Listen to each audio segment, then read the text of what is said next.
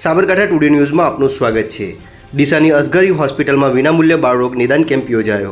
ડીસાની અસગરી હોસ્પિટલમાં વિનામૂલ્ય બાળરોગ નિદાન કેમ્પ યોજાયો હતો, જેમાં ડીસાના બાળરોગ નિષ્ણાત ડોક્ટર વિકાસ કાનુડાવાળાએ 50થી વધુ દર્દીઓને વિનામૂલ્યે તપાસી અસગરી હોસ્પિટલ દ્વારા રાહત દરે દવા આપવામાં આવી હતી।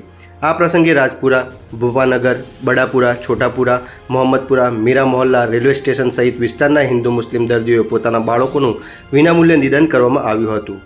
આ કેમ્પને સફળ બનાવવા હોસ્પિટલનો સ્ટાફ તથા પ્રમુખ હાજી પરવેજભાઈ શેખ તથા સમીરભાઈ શેખ તથા તમામ ટ્રસ્ટીઓ હાજર રહી કેમ્પને સફળ બનાવ્યો હતો। અહેવાલ જમીલ મેમણ,